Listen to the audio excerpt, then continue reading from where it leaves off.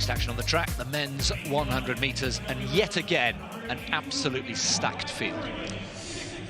Well, it is, Chris, yes, and it includes the fastest man in the world this year. Trayvon Bromell goes in lane 1. He was 6th in the US Olympic trials.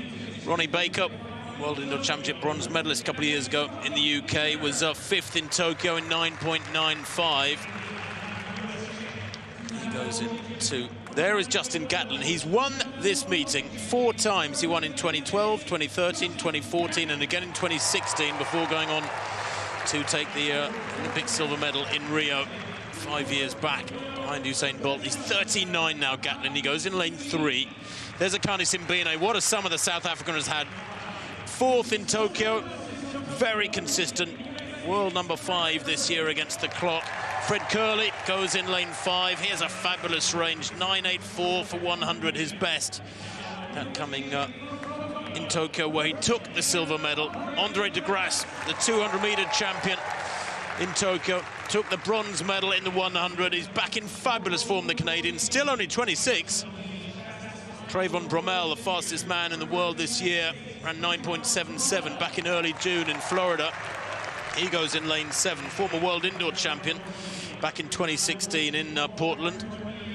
Isaiah Young goes in lane 8.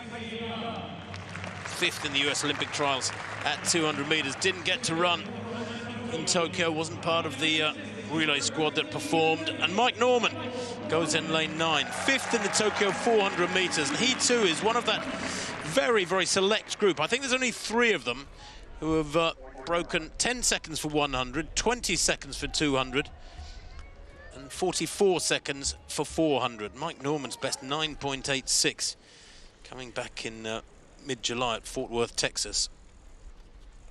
So bragging rights then for pre-2021 over 100 meters about to be decided. Gillespie in 1, Ronnie Baker in 2, Justin Gatlin goes in 3, don't discount him. Simbine goes in 4 for South Africa. Fred Kerley, the silver medalist in Tokyo, in 5. Degrasse goes in 6, Bromell goes in 7, Young in 8. Mike Norman to left of picture.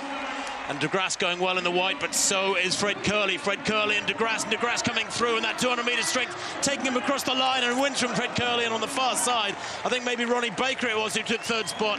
And the time, 9.73 for Degrasse. Well, that is a huge new personal best. 9.89 in Tokyo was his lifetime best. Took the bronze, remember, in the 100 behind the Italian Lamont Marcel Jacobs, who has said he's not going to race again after Tokyo until next year. That was one of the biggest shocks of the track and field program at the Olympic Games in Tokyo. Fred Kerley took 2nd in Tokyo, Degrasse 3rd, but fresh here. Degrasse wins the 100 meters, and what a time he churns out. A big new personal best.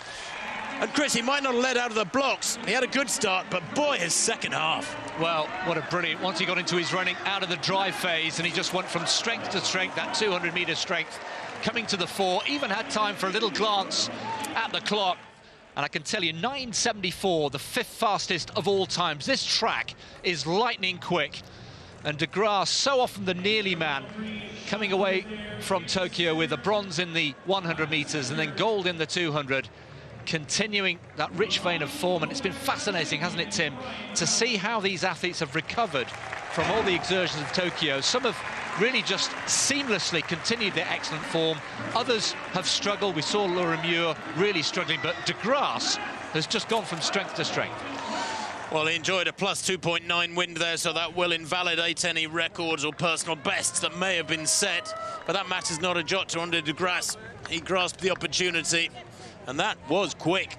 9.74. Fred Kerley wasn't far back. 9.78. Very close for 2nd and 3rd. Ronnie Baker, 9.82 for 3rd. There it is. Sub 10-second times are so commonplace these days.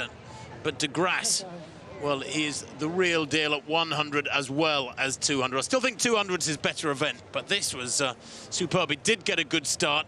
Kerley probably got the better start for the pair, but it's just from halfway. His second half is so strong, probably hitting top speed at about 80 or 90 meters there late in the race. A word about Trayvon Bromell as well, coming back to finish in 4th after a desperately disappointing showing in Tokyo. He was the the form man, wasn't he, going into those games? But Degrasse, and you can forget that wonderful little live video link up with Nia Ali, his partner, his children, live from Tokyo, back to home in Canada.